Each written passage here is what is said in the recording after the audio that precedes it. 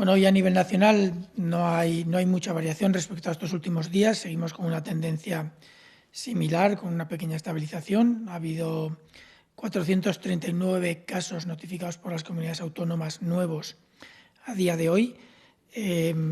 Hay 10 comunidades autónomas que han notificado menos de 10 casos y tenemos 184 fallecidos, 8 más que ayer, pero más o menos en la misma tendencia que estamos observando durante los últimos días, en las que nos mantenemos por debajo de los 200 fallecidos diariamente. Obviamente estas tendencias son similares a los días pasados y entendemos que se mantendrán en los próximos días si no hay cambios que se hayan producido por, digamos, mal uso de las nuevas condiciones de movilidad que tenemos, técnicos en los que yo participo, tengo el honor de dirigir o coordinar. Como les hemos comentado en los días anteriores, las mascarillas son una buena medida de prevención. Ya hemos dicho también, creo que es una frase que se ha quedado un poco en el ambiente, que la mejor mascarilla son los 2 metros de distancia. Pero en todo caso la mascarilla, por supuesto, que es una medida de prevención que puede ayudarnos muchísimo en el control de la epidemia y sobre todo de lo que nos queda en esta última fase. Dicho eso, también hemos comentado varias veces que el uso de las mascarillas, aunque se generalice, no es fácil que se pueda obligar a todo el mundo. Hay poblaciones, grupos de personas que no la pueden utilizar o que la pueden utilizar en periodos muy breves por diferentes razones. Se han mencionado en algunos momentos personas que pueden padecer crisis de ansiedad, personas con algunas patologías de fondo, los niños, que puede ser complicado su uso. Por lo tanto, yo en principio creo que el uso de mascarillas tiene que ser muy recomendable, altamente recomendable, y que todo el mundo que pueda utilizarla en espacios públicos, sobre todo cuando se cruza con otras personas, cuando tiene un espacio donde no puede mantener esas distancias, es cuando de verdad tiene un efecto y se puede utilizar. También es cierto que tenemos que entender cómo funciona la transmisión. Una persona que va sola en su coche, que lleve o no la mascarilla, es indiferente para el riesgo de transmisión para los demás. Eso sí, cuando se baja de su coche y empieza a interrelacionarse, sí que puede ser necesario. Por lo tanto, la posición... Para los que hagan la EBAU, por ejemplo. Esto se tendrá que discutir con educación. Cuando se va a hacer la EBAU, se pueden plantear situaciones en 2 espacios. Uno, a la entrada del examen, se tienen que garantizar las medidas de distanciamiento físico entre personas para que previo a la entrada del examen no haya riesgo de transmisión, y luego se deben garantizar durante el examen. Desde mi punto de vista, y sin ser experto en educación, pero sí que he hecho algunos exámenes, cuando uno hace un examen ya hay una cierta separación, será cuestión de garantizar que es un poquito más o un poquito menos según lo habitual. Yo creo que por esa parte no debería haber mucho problema durante el examen. El otro aspecto que se tiene que garantizar es las medidas de seguridad mientras se está esperando para entrar y las aglomeraciones que todos los que hemos hecho exámenes conocemos previos a la entrada. Yo esto creo que es una cuestión que tiene que establecer o que proponer el Ministerio de Educación.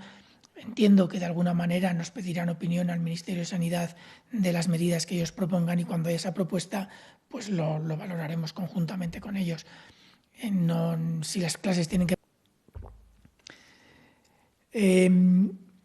hay algunos hospitales que sí que lo han comentado. Nosotros todavía no hemos detectado una diferencia significativa. Saben que siempre hay oscilaciones en todos los números en todas las cifras y en todos los descensos.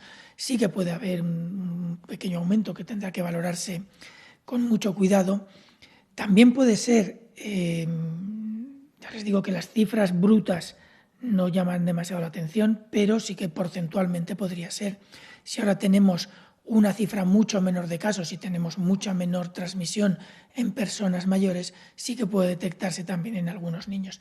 También puede ser que niños que hasta ahora tenían cuadros muy leves, que apenas que no se diagnosticaban porque estamos en una fase álgida de la epidemia y por lo tanto con sistemas que tenían que, digamos, seleccionar los casos que se notificaban, sabiendo que los niños con cuadros leves no eran un mayor problema, salvo en situaciones particulares, que ahora se estén detectando más.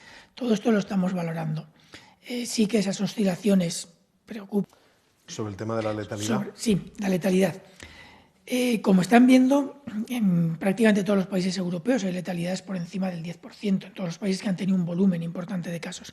Tenemos la excepción de Alemania y tenemos ese dato extremadamente raro de Rusia, con un 0,9% de letalidad. En el resto tenemos letalidades de entre el 4 y el 5 hasta el 19% que tiene Francia. Sí que es verdad que a nivel global esa letalidad puede estimarse menor, pero es que hay muchos países que están empezando ahora y que no vamos a conocer su letalidad hasta dentro de varias semanas. En todo caso, si miramos el resto del mundo, ya no solo Europa, sino el resto del mundo, las letalidades están también en los países que han tenido muchos casos por encima de esas cifras. Estados Unidos tiene ahora mismo un 6%, Brasil un 7%, Irán tiene un 6%, China un 5,5%. Es decir, la letalidad que se plantea, si detectamos todos los casos que ha podido haber, los leves a los que no ha accedido o que no han accedido al sistema y por lo tanto no se han podido notificar, los asintomáticos, que no es que no hayan accedido, es que no tienen por qué acceder porque no tienen sintomatología. Una vez que se valoren todos esos, es muy posible que nuestra letalidad baje. El estudio de sobreprevalencia que ha comunicado el secretario de Comunicación ha informado que se va a presentar los resultados preliminares esta tarde. Nos podrá dar una idea del número real de infectados, no de casos, infectados que ha habido en España. Casos son los que desarrollan enfermedad. Nosotros tendremos una idea, con sus márgenes de confianza o su posible error, tendremos una idea mucho más clara con los resultados de este estudio que se van a dar a conocer esta tarde. En base a eso podremos hacer una estimación de la letalidad real en España. Si tenemos 2 veces más casos, 3 veces más casos, 10 veces más casos, infectados de los que el sistema ha detectado, por supuesto que la letalidad bajará en consonancia con ese incremento de casos, porque el denominador será cada vez más grande. Ahora mismo lo cierto es que con los enfermos y los infectados detectados hasta la fecha, nuestra letalidad es del 11,9%, el 12%. No sé cuántos serán los resultados, yo todavía no los conozco, pero sí que es verdad que incluso teniendo una cifra tan alta, no estamos entre los más altos y hay muchos países en los que todavía tenemos que esperar a ver qué es lo que pasa. A mí la verdad es que me gustaría que las letalidades fueran bajas, pero lo que no podemos es malinterpretar estos datos pensando que introducir los casos asintomáticos, esto no es una cuestión de tener menos datos, menos porcentajes. Seguimos teniendo, nos guste o no, 27.000 fallecidos en España. Y por mucho que sea un 10, 12 o un 3%, siguen siendo 27.000 fallecidos. Y eso es una cifra muy alta. ¿Cuántas dicen? Vamos a ver, yo lo primero que creo es que debemos de considerar los calendarios que se dieron como muy orientativos, porque de hecho se dieron de forma orientativa. Si la epidemia evoluciona de manera diferente a la que estamos observando, si hay cambios, yo creo que todos entenderemos que se modifiquen los calendarios de alguna manera, eso por un lado. Pero lo cierto es que hasta ahora las cosas están yendo con la evolución que a priori podíamos prever. Hasta la fecha de hoy,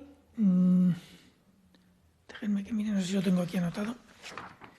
A fecha de hoy hemos recibido oficial u oficiosamente solicitud de 5 comunidades autónomas para hacer modificaciones en sus propuestas previas para fase 1.